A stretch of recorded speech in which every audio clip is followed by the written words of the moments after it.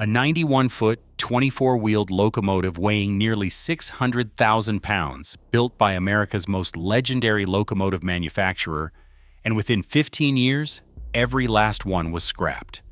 They called it the Centipede. 6,000 horsepower, only 52 ever built. The biggest builder in the country made the worst diesel in the country. Baldwin Locomotive Works had produced more than 70,000 steam engines, more than any other builder on Earth, and yet this machine, their flagship diesel, couldn't stay out of the shop long enough to justify its existence. So what went wrong inside a company that knew how to build power better than anyone alive? The physical reality of the machine defied contemporary railroad limits. At 91 feet long and carrying 24 wheels, it was a rolling mountain of steel that weighed nearly 600,000 pounds. Yet despite this colossal footprint, historical records suggest that every single unit vanished into the scrap heap within roughly 15 years of completion. For a creation from America's legendary locomotive manufacturer, this rapid total disappearance represents an unparalleled vanishing act in industrial history. It raises a stark proposition. Did the nation's biggest builder truly construct its worst diesel? Testing that claim means separating industry myth from the actual survival struggle of a manufacturing giant. The sheer physical scale of the locomotive was intended to dominate the rails, but it instead triggered a series of operational crises that became impossible to ignore. Whether this massive design was a genuine engineering failure or simply a victim of an unforgiving economic transition remains one of the most enduring mysteries of the diesel era. The answers lie in the decisions made before the first piece of steel was even cast. On paper, Baldwin's blueprint represented a marvel of raw, concentrated power. The formal designation was the DR-12-8-1500. To railroaders, this code was a precise map of a mechanical giant. The letters DR stood for Diesel Road Locomotive. The numbers 12-8 signified 12 total axles, 8 of which were powered by traction motors, while the 1502 meant the unit housed 2 separate 1,500 horsepower engines inside its single cab. Underneath the long steel body lay a 2D, D+D, two-wheel arrangement. This design meant the locomotive rode on 2 separate articulated cast steel half frames, hinged in the middle. At each outer end, a 2-axle unpowered truck guided the heavy machine into curves, while each half frame carried 4 powered driving axles. When Baldwin coupled 2 of these single units together with a semi-permanent drawbar, they created a powerhouse with 6,000 horsepower. At a time when competitors were offering individual locomotives of only 1,500 horsepower, Baldwin's twin unit set promised to be the most powerful diesel road locomotive in America. It was designed to haul the heaviest passenger trains over steep mountain passes at speeds of 90 miles per hour, doing the work of multiple steam engines with a single crew. On the drafting tables in Philadelphia, the math was clean, the logic was sound, and the promise of absolute track dominance seemed entirely secure. In 1945, Baldwin Locomotive Works sat at the absolute summit of the global rail industry. The Philadelphia giant had constructed more than 70,000 steam locomotives, a manufacturing record unmatched by any other builder on Earth. For over a century, Baldwin's massive Eddystone plant had shaped the physical reality of railroading through sheer mechanical authority. The company's corporate identity, engineering philosophy, and shop floor pride rested on craftsmanship, the art of custom-building giant, client-specific machines to meet the precise demands of individual railroads. But this long-standing culture of bespoke engineering was about to collide with a radically different era. During the Second World War, the federal government's War Production Board had tightly regulated industrial manufacturing. To boost wartime output, the board permitted Electromotive Division, a subsidiary of General Motors, to mass-produce mainline diesel road locomotives, while confining Baldwin primarily to building yard switchers. This regulatory division handed General Motors years of real-world operational feedback and allowed them to perfect standardized, modular construction. Baldwin entered the post-war market as a dominant incumbent, but its workers were accustomed to hand-fitting heavy steel rather than assembling identical, standardized electrical systems. The company was stepping onto a battlefield where its traditional strengths, custom design, and individual craftsmanship were suddenly transformed into severe, competitive liabilities. In 1945, Baldwin pitched a massive, speculative 6,000 horsepower passenger design directly to the Union Pacific Railroad. The goal was ambitious: replace the aging M10000 Streamliner series with a single, colossal diesel giant. Union Pacific, intrigued by the sheer promise of concentrated power, ordered 2 prototype demonstrator units, which rolled out of the Eddystone plant carrying road numbers 998 and 999. From 1946 to 1947, Union Pacific put these twin prototypes to work on demanding mainline passenger schedules. The tests immediately exposed a punishing pattern of operational failures. As the heavy machines ran at high speeds, violent vibrations rattled the cabs. Engineers watched the cooling gauges spike as the engines struggled to dissipate heat under load. Chronic oil leaks and sudden power losses plagued the trial runs. While the demonstrators could technically hit speeds above 90 miles per hour on brief bursts, they could not sustain their rated horsepower for more than a few minutes before automatic safety shutdowns triggered. By late 1947, Union Pacific's motive power department had seen enough. The mechanical failures were too frequent, and the maintenance demands were too intensive. The railroad formally rejected the design and sent both units back to Philadelphia. But instead of returning to the drawing board to redesign the underlying power plants, Baldwin executives made a fateful commercial gamble. They reacquired the rejected demonstrators, rebranded them as a traveling marketing pair, and began presenting the massive, unchanged design to other major railroads. The production lines were already being prepared. Despite the rejection from the Union Pacific and the warning signs of the prototype trials, 3 railroads placed orders for the production models. The Pennsylvania Railroad bought the largest fleet, ordering 24 units. The Seaboard Air Line purchased 14, and the National Railways of Mexico took another 14. This brought the total number of customer-purchased production units to 52, completely separate from the original demonstrator pair that Baldwin kept for its marketing tours. 52 locomotives may sound like a respectable production run for steam-era custom builds, but in the post-war diesel market, it was a rounding error. At the very same time, the Electromotive division of General Motors was securing orders for its standardized F-unit road diesels, not in dozens, but in the thousands. Baldwin's flagship design, intended to dominate the main lines of North America, had instead become a small, high-risk market experiment. For these 3 railroads, the purchase represented a massive gamble on unproven technology. The 52 units would soon face 3 vastly different operating environments, stretching from the heavy mountain grades of Pennsylvania to the humid southern routes of the seaboard and the high-altitude tracts of Mexico. The Centipede's struggle represents a fundamental clash of manufacturing philosophies. Baldwin built the locomotive the only way it knew how, as a singular, custom-tailored monument of power. In the steam era, if a railroad needed more pulling force, the builder designed a larger boiler, added more driving wheels, and forged a heavier frame. The Centipede followed this exact blueprint. It packed 2 massive engines, generators, and a complex steering system into one colossal 91-foot body. It was built to do the work of multiple locomotives all by itself. General Motors took the opposite approach with its Electromotive division. EMD realized that the true value of a diesel locomotive lay in standardization. EMD abandoned the giant machine concept, choosing to produce relatively small, identical 1,500 horsepower units. If a railroad needed 6,000 horsepower, they simply coupled 4 of these standardized units together. This difference changed everything on the shop floor.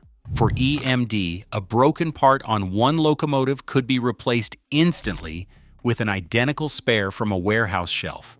If one unit in a 4-part set broke down, mechanics uncoupled it for repair while the other 3 kept pulling cargo. The railroad maintained its schedule, and its investment kept moving. The Centipede did deliver raw, concentrated strength. It met its horsepower ratings and pulled heavy loads with immense force. Yet because all that power was trapped inside a single custom-designed body, the entire locomotive became an all-or-nothing proposition. If a single pipe cracked or a wire shorted inside its complex, hand-fitted interior, the entire 91-foot giant was sidelined. A massive machine sat useless in a maintenance bay, while its replacement parts had to be custom-ordered or hand-machined. Baldwin built a masterpiece of traditional craftsmanship, but EMD built a predictable, interchangeable system. The heart of this giant lay in the Baldwin 608SC, an 8-cylinder turbocharged prime mover designed to deliver 1,500 horsepower. The engine's core weakness traced back to the foundry floor. The cylinder heads were complex castings, packed with narrow passages designed to route oil and coolant. Casting these pieces cleanly proved nearly impossible, leaving internal walls thin and fragile. Under the intense thermal stress of daily railroad operations, these cylinder heads repeatedly cracked. These cracks allowed lubricating oil and cooling water to mix, causing chronic leaks that starved vital components of lubrication and ruined the engine's internal chemistry. To make matters worse, the locomotive's cooling system was severely limited. During sustained high-power runs, heat built up inside the engine compartment with nowhere to go, baking the already fragile castings, reducing oil viscosity, and triggering automatic safety shutdowns that stalled trains on the main line. The real-world consequence of these engineering oversights was a catastrophic drop in reliability. Industry records from the era indicate that these Baldwin units averaged a mechanical or electrical failure roughly every 6,069 miles. By comparison, standardized EMD road units routinely achieved 77,610 miles between failures, running 12 times longer without a breakdown. For railroads, this constant state of repair destroyed any operational economic value. The Centipede fleet averaged a dismal 55 to 60% availability. In railroading, availability represents the actual share of time a carrier can schedule a locomotive for revenue service. Because the Centipede spent nearly half of their operational lives trapped in repair shops, dispatchers could never trust them to lead a scheduled train. This forced railroads to keep backup steam locomotives hot and ready, completely defeating the cost-saving purpose of buying a diesel. When a Centipede rolled into a maintenance bay, railroad mechanics faced a daunting physical challenge. Unlike the modular layouts of EMD locomotives, the Centipede packed 2 entire power plants and their support systems inside a single 91-foot frame. To reach a single damaged component, shop crews had to clear a dense maze of machinery crammed tightly over the rigid articulated half frames. Even simple tasks required extensive disassembly of surrounding parts. The electrical system added another layer of frustration. Baldwin technicians, drawing on steam-era habits, routed miles of wiring through rigid metal conduits rather than using easily accessible wiring harnesses. Finding a single short circuit meant tracing wires through feet of solid metal piping, turning a simple diagnostic check into a multi-day ordeal. These design choices created a massive bottleneck in the shops. According to railroad maintenance records, a complete engine swap on a Centipede consumed between 6 and 8 hours. In contrast, shop crews could swap the engine of a standardized EMDF unit in just 2 to 3 hours. This gap in labor represented a severe financial penalty. Because Baldwin only built 52 production units, railroads could not benefit from volume-based parts manufacturing. Standardized spares did not exist on warehouse shelves. Components often had to be custom machined on-site. Furthermore, shop crews rarely encountered the locomotives often enough to build intuitive maintenance knowledge. Every repair was a slow, bespoke learning process. As hours turned into days, these idle giants drained railroad budgets, transforming a symbol of absolute power into a costly lesson in the value of industrial standardization. Away from the maintenance bays, railroad track departments faced a distinct crisis out on the main line. The locomotive's massive weight of 595,000 pounds rested on a complex, articulated frame that promised smooth riding but delivered unforgiving physical force to the rails. Underneath the steel car body, the wheel layout forced 8 powered axles to move along a long, rigid wheelbase. Despite the center hinge designed to allow vertical movement, the locomotive struggled to steer fluidly through curves. Instead of gliding, the wheels ground heavily against the steel rails. The lateral force was immense. As the heavy machine pushed through bends, the wheel flanges shaved metal off the inside of the rails, causing severe flange wear and rapid railhead degradation. Below the rails, the physical impact was severe. The sheer weight crushed the stone ballast underneath, shifting the track bed out of alignment and requiring constant, unscheduled maintenance crews to repair the damage. While folklore among railroaders often claims these units racked up specific, astronomical monthly track repair bills, the documented engineering reality is simple. The Centipede was an incredibly heavy, rigid machine operating in an era of light track. It may have generated impressive tractive effort on paper, but in the ballast, it was a destructive presence. The cost of running the locomotive was no longer just measured in diesel fuel and shop hours, but in the physical destruction of the very ground it ran on. The Pennsylvania Railroad purchased its fleet of 24 Centipedes with a clear mission: to lead the Broadway Limited and other premier passenger trains across the Allegheny Mountains. Delivered in 1947 and 1948, these massive, shark-nosed locomotives were intended to be the public face of a modern, dieselized fleet. But within 2 years, the operational reality shattered these plans. Ongoing mechanical failures, cooling issues, and electrical faults made the locomotives too unreliable for tight, high-speed passenger schedules. In late 1949, Pennsylvania Railroad Superintendent John W. Brill ordered a fundamental change. The railroad began re-gearing the locomotives, reducing their gear ratios to restrict top speed while increasing low-speed pulling power. Shop crews stripped away the passenger steam generators used to heat passenger cars and installed heavy-duty freight brakes. The former flagships were reassigned to helper service on the steep, 1.8% grade of the Horseshoe Curve near Altoona, Pennsylvania. Helper service is a simple operational necessity on mountain railroads. When a heavy freight train cannot climb a steep grade on its own, extra locomotives are coupled to the rear to push the train over the summit. In this slower, brutal environment, the Centipedes actually found a practical role. The sheer mass of the 91-foot frame and the adhesion of its 8 powered axles meant the locomotive could push immense tonnage uphill. The Centipede's failure on the Pennsylvania Railroad was a matter of status rather than physical capability. The locomotives designed to lead the wealthiest travelers in the country at 90 miles per hour spent their final years covered in coal dust, pushing slower freight trains from behind. They became auxiliary tools, hidden at the back of other trains. Even in helper service, the high cost of maintenance and the difficulty of finding replacement parts made the fleet a luxury the railroad could no longer afford. EMD and ALCO road switchers, which were cheaper to run and easier to maintain, quickly took over the helper pools. By 1958, most of the Pennsylvania's Centipedes were cold and silent, stored on sidings.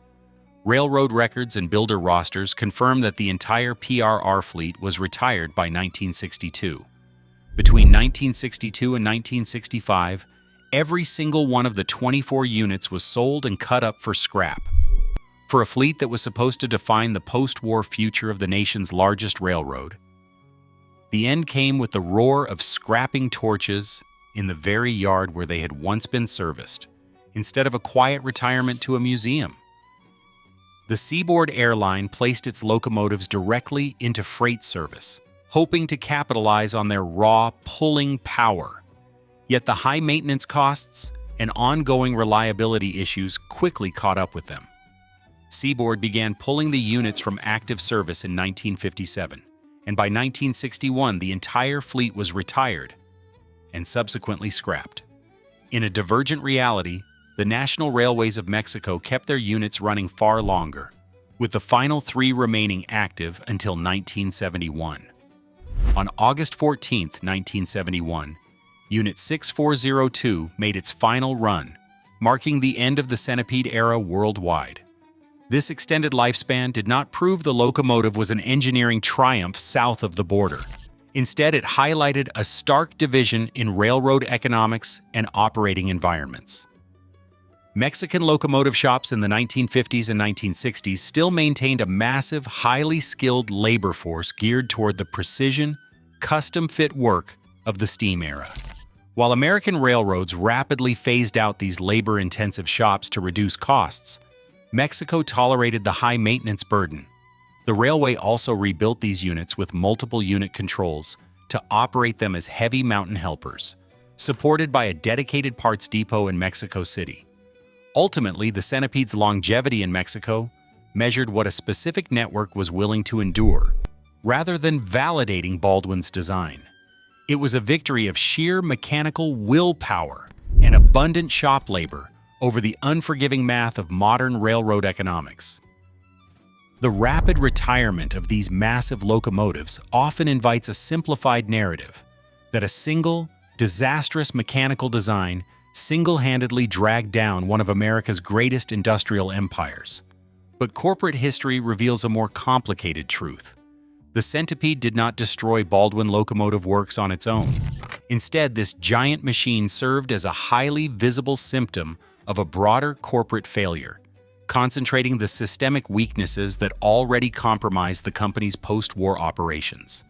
The locomotive's real impact was how visibly it shattered customer confidence, exposing fatal vulnerabilities in Baldwin's design philosophy, manufacturing scale, and replacement parts network.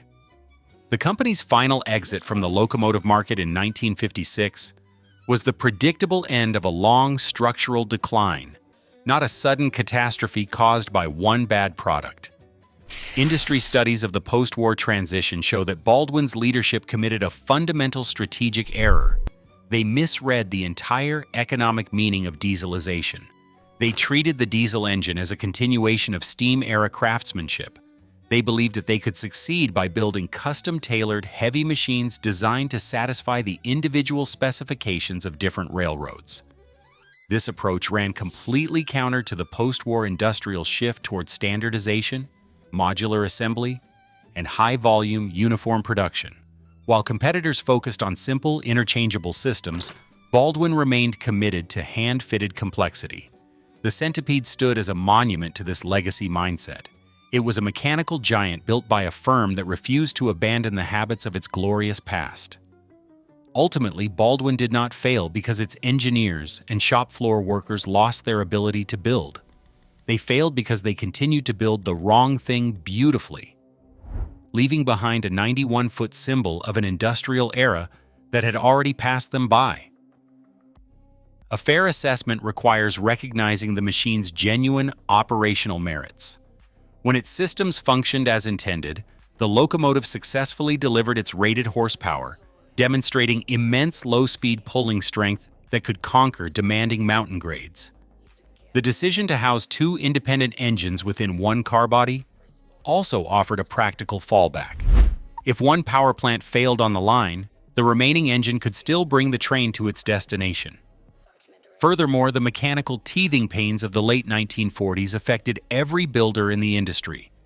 Every major manufacturer during this transitional era grappled with cracked castings, electrical short circuits, and cooling issues as they struggled to master diesel technology. But a locomotive's theoretical capability while running is a poor substitute for dependable availability on a modern railroad.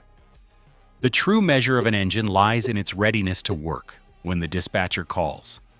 For these units, the relentless frequency and lengthy duration of mechanical breakdowns, alongside a staggering maintenance burden and high operating expenses, completely overshadowed their physical advantages. Raw pulling power proved useless when the machine spent half its life trapped inside a repair shop, draining corporate budgets. In the unforgiving economics of railroading, supreme tractive effort never compensated for a locomotive that simply could not be trusted to run. The story of the Centipede is not a story of bad engineering, but of a structural mismatch.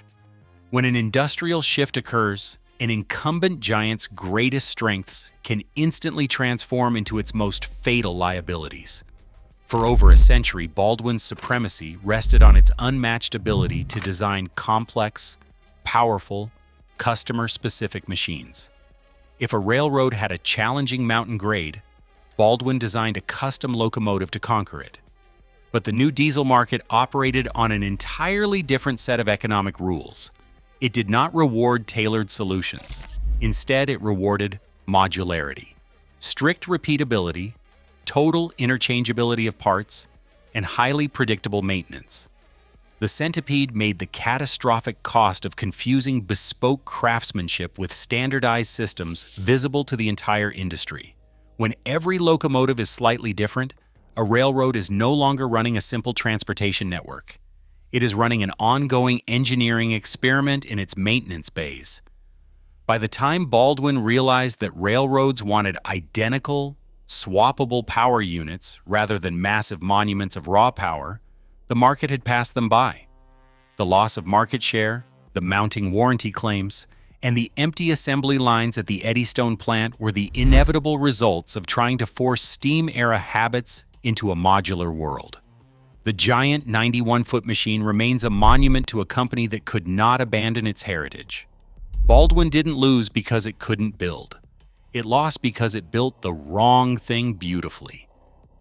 Today, the ruins of the Eddystone plant are gone, but Baldwin's ghost still haunts modern industry. When disruptive shifts occur, yesterday's unmatched craftsmanship is often the first casualty. We see this play out across tech, energy, and manufacturing, where giants still fail by perfecting the past. If you refuse to adapt, even the most beautiful engineering becomes just another monument to what used to be. What's your take? Let us know below.